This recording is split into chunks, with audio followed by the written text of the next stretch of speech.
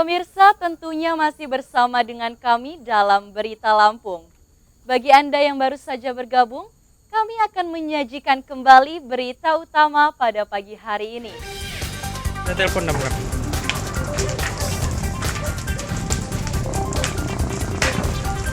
Mana Pak Surya? Kebakaran rumah di Mesuji yang sedang ditinggalkan pemiliknya ibadah galungan.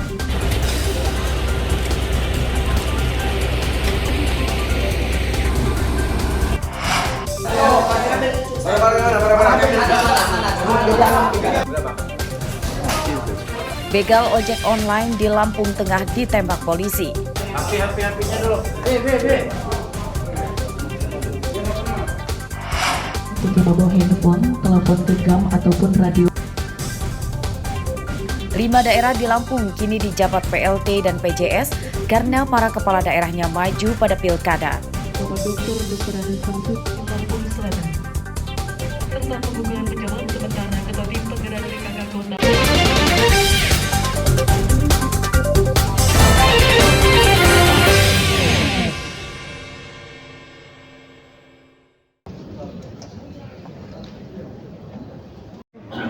Pilkada serentak telah resmi dimulai dan para kepala dan wakil kepala daerah yang mencalonkan diri dalam pilkada diharuskan cuti. Kekosongan jabatan tersebut akan diisi oleh pejabat sementara atau PJS dan pelaksana tugas atau PLT.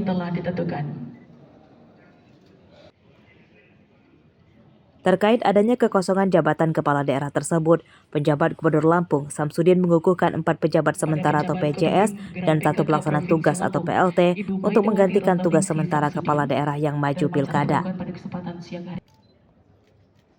Mereka yakni Budi Darmawan yang jadi PJS Wali Kota Bandar Lampung, Deska Tama Paksi Moda sebagai PJS Wali Kota Metro, Bobi Irawan sebagai PJS Bupati Lampung Tengah, Senen Hustakim sebagai PJS Bupati Lampung Timur.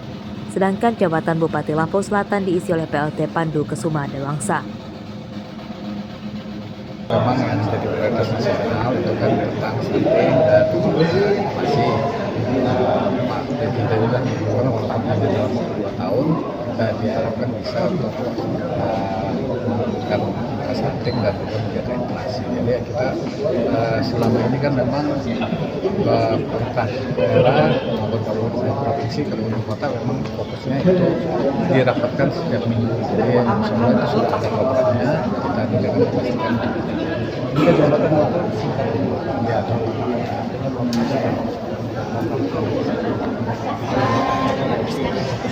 ya fokusnya ya pemerintahan aja, kebanyakan pemerintahan dan yang fokusnya itu ya di pilkada, pemilihan ASN dan ASN dan juga pelancaran keamanan kegiatan. Pejabat sementara atau PJS untuk menggantikan kepala daerah dan wakilnya yang sama-sama maju pada pilkada.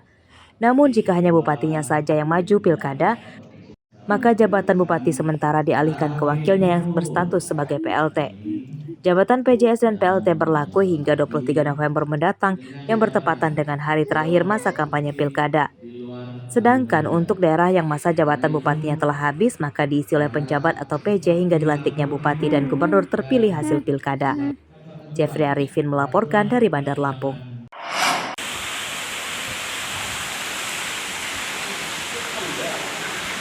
Pelaksana tugas atau PLT Bupati Lampung Selatan, Pandu Kesuma Dewangsa, berjanji akan menjaga netralitas ASN pada Pilkada November mendatang.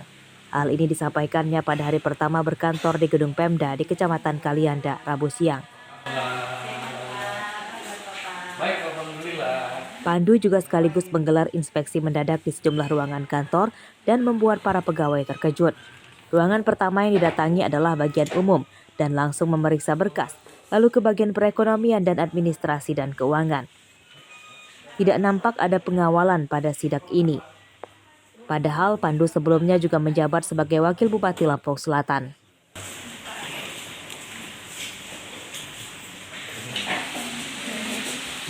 Kepada para ASN, Pandu menegaskan untuk tidak memihak salah satu pasangan calon bupati dan wakil bupati.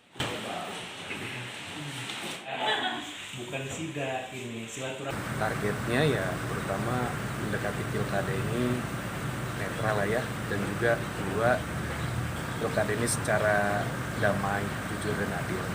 Gitu ya. Ada rencana turun ke bawah, Pak? Turun ke bawah, mungkin nanti silaturahmi ke desa-desa dan kecamatan. Sudah komunikasi dengan Forkopimda Pak Bupati? Belum, karena hari ini saya baru masuk kantor, saya belum komunikasi. Siapa pejabat pertama yang kita ajak berkomunikasi? Tadi yang menghadap Pak Sekda. Seperti diketahui, jabatan pelaksana tugas atau PLT diberlakukan untuk menggantikan tugas bupati sementara karena sang bupati mencalonkan diri kembali dalam pilkada. Jabatan PLT dimulai sejak bupati resmi jadi calon tetap pada pilkada dan berakhir pada akhir masa kampanye atau 23 November mendatang. Aris Susanto melaporkan dari Lampung Selatan.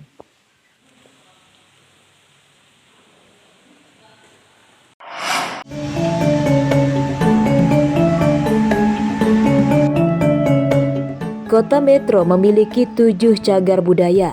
Salah satu di antaranya adalah rumah dokter pertama masa Belanda atau disebut Dr. Swanning.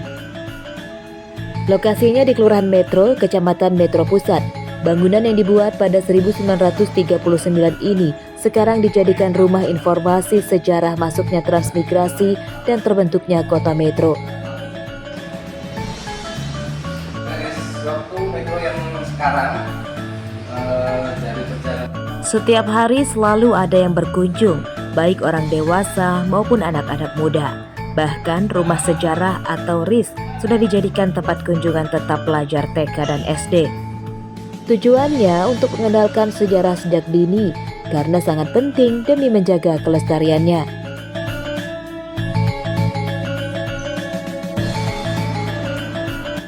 Ada beberapa bagian di dalam rumah yang didesain semenarik mungkin. Bagian depan berisi berbagai informasi sejarah dalam bentuk infografis yang mudah dipelajari.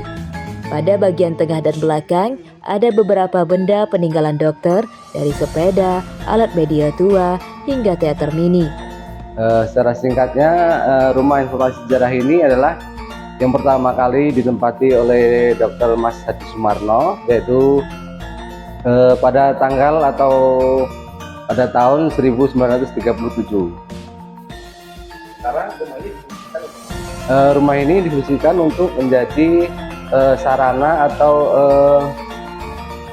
rumah informasi sejarah. Jadi untuk anak-anak sekolah ataupun mahasiswa untuk kesini berkunjung untuk mengetahui atau mendapatkan informasi tentang sejarah tentang kolonisasi Kota Metro. Dan di sini banyak banget gitu sejarah yang bisa kita pelajarin. Ada barang-barang peninggalan juga. Terus ada figur wali kota pertama sampai wali kota yang sekarang itu ada di sini. Ada juga uang-uang yang pernah beredar di Indonesia juga ada di sini gitu. Pokoknya seru banget di sini. Pemkot Metro berharap sejumlah cagar budaya yang sudah ditetapkan bisa sama-sama dijaga dan dilestarikan. Anak-anak muda juga diharapkan mengenal sejarah daerahnya agar lebih mencintai tanah kelahiran dan membangun bersama. Andri Kurniawan melaporkan dari Metro.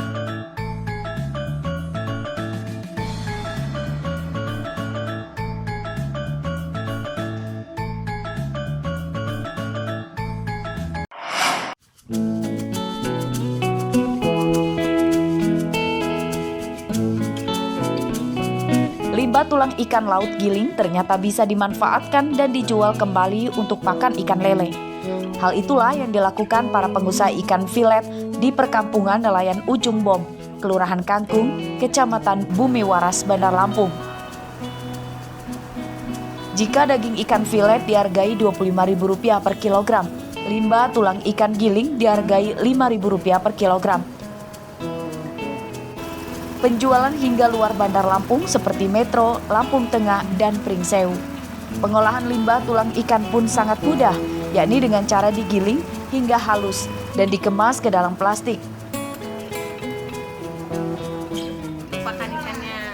Oh gitu. Iya. Nanti pengolahannya seperti apa itu? Pengolahannya harus digiling biar halus. Oh digiling sama seperti filet. Iya. Kalau dalam sehari bisa menghasilkan berapa kilo? 3 kintal. 3 kintal? Iya. 300 kilo? Iya. Oh itu nanti dijual lagi? Dijual lagi. Untuk apa sih memangnya? Untuk makan lele. Dagingnya dibikin untuk pempek bisa. Untuk pilet gitu ya? Dipilet untuk pempek. Kalau tulangnya ini untuk pakan ikan lele. Oh kita jual lagi. Per kilonya berapa Bu? 5.000. Itu kita kirim kemana aja Bu? Ke Lampung Tengah. Terus? Ke metro. Berapa lama? Usaha ikan filet kini sedang kekurangan pasokan ikan dari nelayan dampak cuaca buruk. Banyak nelayan di pesisir Bandar Lampung yang tidak melaut. Arsadi Saputra melaporkan dari Bandar Lampung.